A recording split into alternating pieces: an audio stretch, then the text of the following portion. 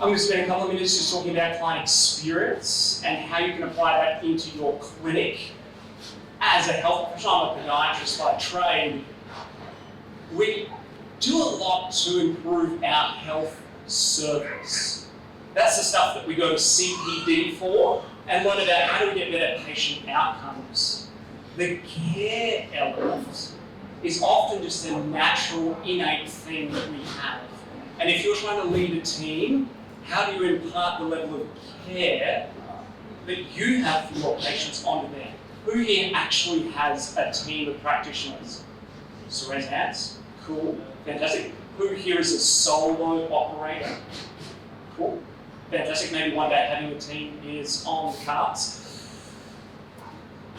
So I've come here with my family. This is my little man, Tommy. He's 3 years old. And before we came here, we thought we'd start our little holiday experience with a cinema trip. This was the first time he was going to the cinema. Who here has kids? Okay. So a 3-year-old with the attention span of not much, we sat down, and I was nervous for how this would go. We sat down in the chair, ready for the movie to come on, and they played the first scene, and then the title slide came up and said Toy Story 4. And he goes, okay, go home now. I was like, okay, we're in for a long time right now, buddy. And so one of the things that was interesting in the movie was there was this scene between Buzz and Woody. And they're on the lookout for this other toy. I won't spoil the plot, but who's seen the movie? Yeah, bloody good. So they're on the lookout for this other toy. And Woody's sitting there, and he's like, okay, I'm making sure that nothing bad happens. And Buzz goes, I'll take the next watch. Woody replies to him, no, I just couldn't leave. My inner voice wouldn't let me. And Buzz goes, who do you think it is? And Woody goes, who? Buzz says, the voice inside your head. Who do you think it is? And that was the point where I laughed way too hard and people looked at me.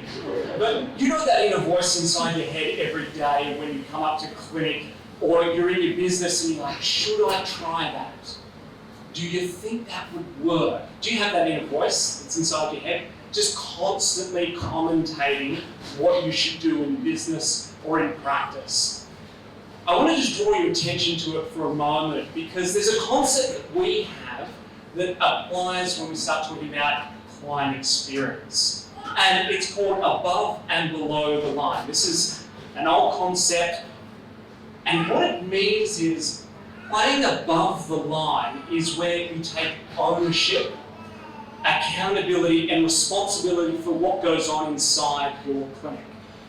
And this is really important because whenever you're trying to make change in your practice, whether it's that inner voice for you or the inner voice, sometimes outward voice of your team, when that comes to the forefront of creating and implementing change, it can be a force for good, either help you or it can hinder you. And you need to be acutely aware of that inner voice, as Buzz would say. And so below the line is where we're looking at blaming others, whether that might be Medicare or the NDIS or whoever it is. Be aware of that voice inside your head that's saying, I can't do it because. Whether using excuses or being in denial that there is even a problem in the first place. I want to ask you, and feel free to yell out, this is a pretty social environment, what do you think about when you see this logo here? What comes to mind? Just a word. Fancy. Fancy. What else? Expensive. Lions. Sorry? Club Lions. Oh, fantastic. I thought you said the Hyatt, and I was like, oh, no. No one said ritzy. That's good. That shows the caliber of this group. So, psychologists have studied brand and experience of your clients, and there's something that they've distilled down that we recall our most recent experience with a brand or one we've heard, or the most extreme experience with a brand or one we've heard. So your clinic, your patients. I want to tell you a story about Joshy. So there's this dad, they're on holidays at the Ritz-Carlton in Florida. And their little boy lost his toy, his comforter. So if you've got kids, you know that kids have something they latch onto. It's their security blanket. And if you lose that, you're screwed. You need a backup. I was at the shop the other day, my wife was like, I'm getting 2 buzzers and 2 woodies for our son if he loses them. I was like, okay, good. Because it's something that's really important to them. Anyway, they got home and they realized, we've lost Joshy. And so the dad made up this elaborate story like, he's just staying a little while longer. He just wanted to catch the sights and play around with golf. And he's thinking, oh God, how am I going to deal with this? So he calls up the Ritz-Carlton where they stayed and tells them of this story. 3 days later, what arrives in their letterbox? Joshy. And when they open it up, there's pictures. And so the team members of the Ritz-Carlton had taken photos of Joshy laying on a suntan bed out by the pool. They showed Joshy driving around in security, making sure everything's going right. They also did Joshy in behind the scenes at Lost and Found. They even got him a name tag to make him really super official. When I say Ritz-Carlton, now what comes to mind? Caring. What else? Experience. Fun. Yeah. Empathetic. This was not done by management. This was done by the front line. The people who found Joshy in the laundry, rolled up in the sheets. This was the front line. Who's the front line in your clinic? Your admin. If you don't have admin, it's you. They did this. They did not have to do it. But they did it because of the Ritz-Carlton values that they have. They treat their clients as guests of the Ritz-Carlton. That's how they refer to them. And with that comes the power of action. Their team are willing to go above and beyond for their client's experience, to make it great, or when it doesn't work out, turn it around. Because nothing's ever perfect in clinic or in business, is it? We don't live in a rosy world. But this is the best example of a team living out their core values, of putting the client experience first. This is the care element in healthcare. Does that make sense? I want to show you that this can be so simple. We're looking to make some profound things happen for our clients in their own health, but it can be as simple as this in your team. So I want to talk to you about how practically you could do this in a more proactive design way. Obviously they were responding to a circumstance there with Joshy where he was lost. But how could you do this in a more proactive way? So this may be familiar to you. It's called mapping your client's journey. Who here has done something like this before? Just raise your hand, just so I know. Cool. So about 30% of the room.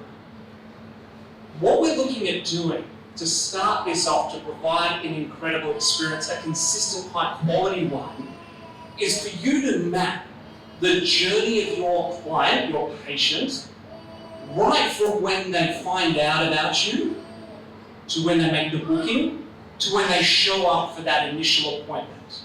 What happens after it, And how do you continue to care and nurture for them in all of what we would call the touch points of communication, either online, email, SMS, video, and in person, whether that be actually through a phone call or whether they're there right in front of you.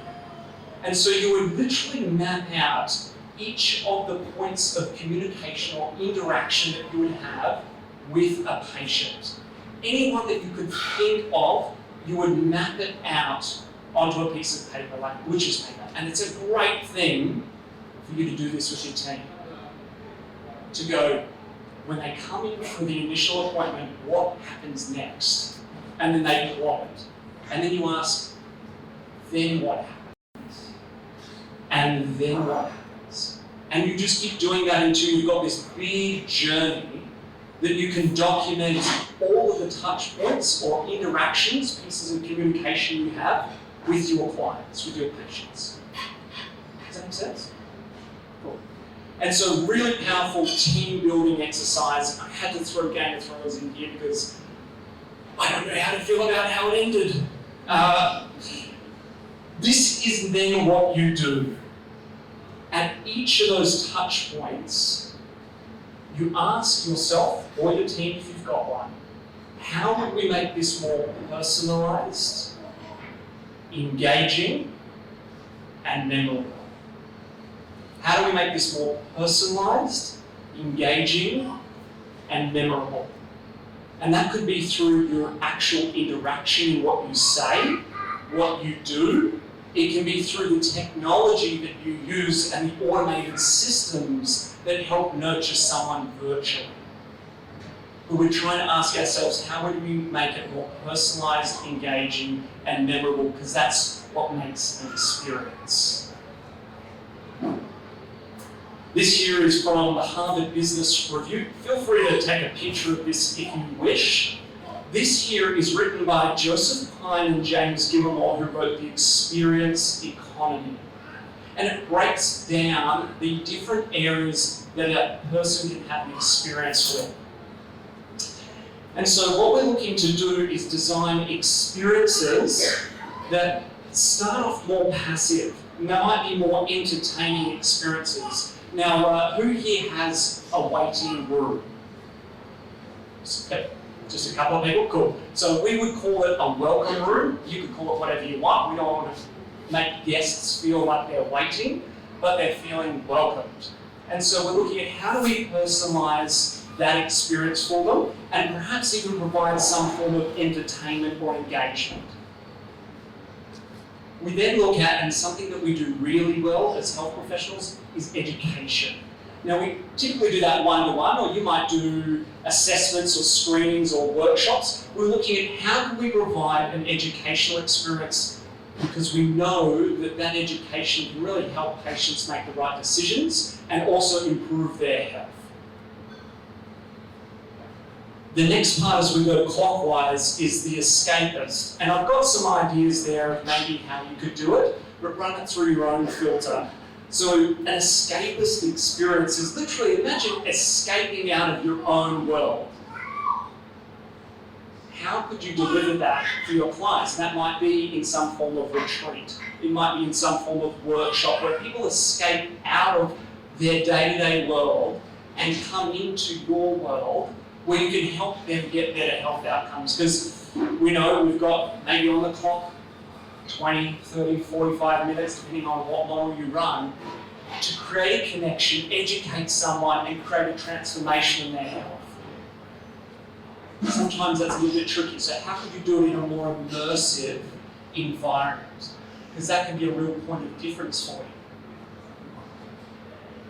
The next one is the aesthetic.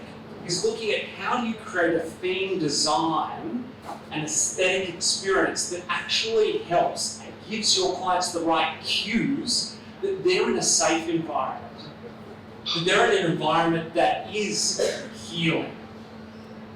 If you go to, I'm a big fan of cafes. If you go to a lot of cafes now, the competition is rife, like for who's got the best cafe, and we did a bit of cafe hopping today. You see, they do it so well, and I think we've got a lot to learn from other industries, not just health, about how do you create an experience where you feel like, I'm completely out of my own world here. Because people are coming, they're leaving their work, their job, to come to an appointment with you.